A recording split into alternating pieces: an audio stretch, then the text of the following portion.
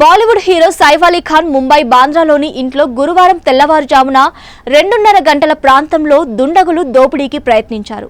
ఈ సమయంలో దుండగుల్ని పట్టుకోబోయిన సైఫ్ని ఆగంతకుడు పారిపోయే ప్రయత్నంలో కత్తితో తీవ్రంగా గాయపరిచాడు. ఈ పెనుగులాటలో సుమారు 6 కత్తిపోట్లు సైఫ్ బాడీలో దిగాయి. అందులో 2 తీవ్రంగా, ఒకటి అతని వెన్నుముకకు తగిలాయని తెలుస్తోంది. వెంటనే ఆయన్ని సమీపంలోని లీలావతి హాస్పిటల్కి తరలించారు. మరోవైపు పోలీసులు నిందితుడిని పట్టుకునేందుకు వేట ముమ్మరం చేశారు. దుండగుడి కోసం స్పెషల్ టీమ్స్ ఏర్పాటు చేశారు. అసలు ఇంతకీ దొంగోడు సైఫ్ ఇంట్లోకి ఎలా దూరాడు అనే ప్రశ్న ఇప్పుడు తలెత్తుతోంది. ముంబైలోని బాంద్రా అంటే సెలబ్రిటీలు నివాసం ఉండే పాష్ ఏరియా. ఇక్కడ అడుక్కో ప్రైవేట్ రక్షణ సిబ్బంది కనిపిస్తూ ఉంటారు.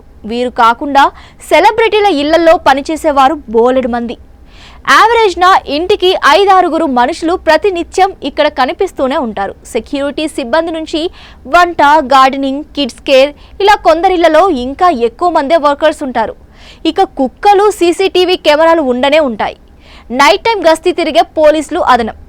ఇక సైఫ్ అలీ ఖాన్ గురించి చెప్పాల్సిన పని లేదు. సైఫ్ తండ్రి, తాతలు రాజవంశానికి చెందినవారు. తండ్రి పేరు మోసిన క్రికెటర్, తల్లి ఒకప్పటి most beautiful Bollywood heroine Sharmila Thakur. ఇంటి చుట్టూ రాత్రింబవళ్లు కంటి మీద రెప్ప వేయకుండా పహారా కాసే సిబ్బంది. చుట్టూ వందల సంఖ్యలో కెమెరా కళ్ళు, మిగిలిన పనోళ్లు అదనం. మరి ఇంత టైట్ సెక్యూరిటీ ఉండే సెలబ్రిటీ ఇంట్లోకి అంత ఈజీగా దొంగోడెలా దూరగలిగాడు? సీసీటీవీ కెమెరాలు, సెక్యూరిటీ సిబ్బంది నౌకర్లను తప్పించుకొని లోనికి ఎలా ప్రవేశించారు? పనోళ్లే పగోళ్ళయ్యారా? ఇది ఇంటి దొంగల పనేనా అనే ప్రశ్నలు తలెత్తుతున్నాయి. అంతమంది సెక్యూరిటీ సిబ్బంది ఉండగా దొంగోడిని పట్టుకోవడానికి సైఫ్ ఎందుకెళ్లాడు? ఇది కూడా $1 మిలియన్ ప్రశ్నే.